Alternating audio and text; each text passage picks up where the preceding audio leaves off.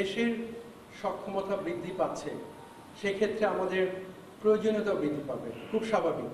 লালমনিরহাট যে বিমানবন্দরটি, এটা অনেক পুরনো একটা বিমানবন্দর, এটা আগেই ছিল, ব্যবহার হয়নি। প্রয়োজনের নিরিখে সেটাকে আবার সচল করা হচ্ছে, নতুন করে কাজে লাগানোর চেষ্টা করা হচ্ছে। আপনি নিজেই বলেছেন যে ওখানে একটা ইউনিভার্সিটি করব, অ্যারোস্পেস ইউনিভার্সিটি হবে এবং এভিয়েশনের কর্মকাণ্ড প্রসারিত হবে। উত্তরটা এটার মধ্যেই নিহিত রয়ে গেছে। প্রয়োজনের নিরিখেই এই বিমানবন্দরটিকে সচল করা হচ্ছে এবং দেশের অ্যাসেট দেশের প্রয়োজনে ব্যবহার হবে, এটাই খুব স্বাভাবিক।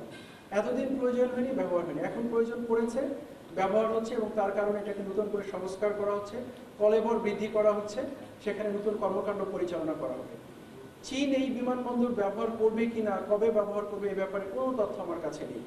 এটুকু আশ্বস্ত করতে পারি, দেশের নিরাপত্তা বিঘ্নিত হয়, দেশের স্বার্থ বিঘ্নিত হয়, এরকম কোনো কর্মকাণ্ডে কোনো দেশকে অনুমতি দেওয়া বা সম্পৃক্ত করার ব্যাপারে নিশ্চয়ই সরকার ভেবে দেখবেন এবং সে ব্যাপারে পদক্ষেপ গ্রহণ করবেন। আমি মনে করি না কোনো সরকার কোনো কিছু চিন্তা না করে কোনো পদক্ষেপ গ্রহণ করবেন। সো এখনো যেহেতু বিষয়টা সামনেই আসেনি, আমার জানাও ছিল না, আপনার কাছ থেকে জানতে পেলাম, তো আমি এটুকু বলতে পারি যে নিরাপত্তা স্বার্থ বিঘ্নিত এরকম কোনো কর্মকাণ্ডে কাউকে সম্পৃক্ত করার আগে নিশ্চয়ই সরকারের সংশ্লিষ্ট সংস্থাগুলো এটা বিবেচনায় নেবেন, ভেবে দেখবেন, এটা নিয়ে মূল্যায়ন করবেন, তারপরে সিদ্ধান্ত গ্রহণ করবেন।